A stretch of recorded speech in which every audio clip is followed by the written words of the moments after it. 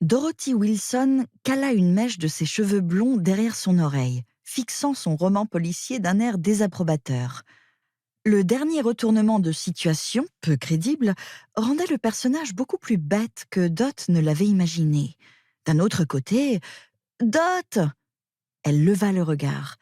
Sa sœur jumelle, penchée sur le capot du camion Chevy noir de M. Meyer, grognait en essayant d'attraper quelque chose.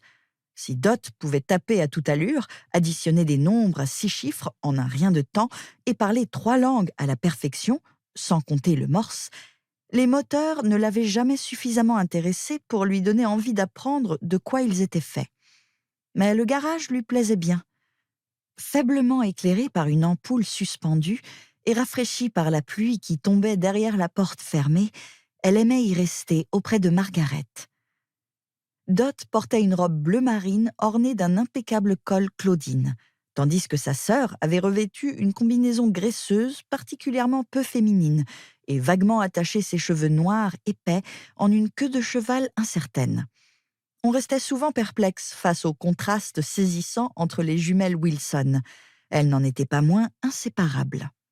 « Oui, Dash ?» répondit Dot. Tout le monde, excepté leur mère, appelait Margaret par son surnom.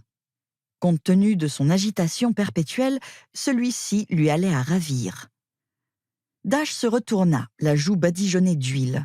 « Tu ne m'entends pas ?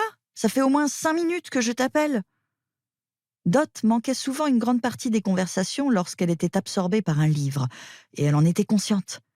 Elle avait toutefois le sentiment, un peu égoïste, elle le concédait, que ses discussions ne pouvaient être aussi captivantes que sa lecture. Cependant, cette fois-ci, elle le regretta. Dash était contrariée, non pas à cause d'elle, mais à cause du camion. « Désolée, que veux-tu » demanda-t-elle. Le livre entre ses mains était une traduction française, et parfois les mots se chevauchaient dans sa tête. Sa mère l'avait initiée au roman policier quelques années plus tôt, mais celui-ci était le premier qu'elle lisait en langue étrangère. Son père l'avait déniché au fond d'une librairie, et le lui avait offert, devinant qu'elle prendrait plaisir à relever le défi. Elle se demandait déjà où trouver d'autres livres traduits.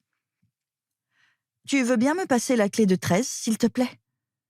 Le doigt calé dans son livre en guise de marque-page, Dot parcourut du regard l'arsenal d'outils éparpillés sur la table à côté. Elle saisit une clé à molette, en apprécia la taille, et la plaça dans la main de sa sœur avant de retourner à son livre.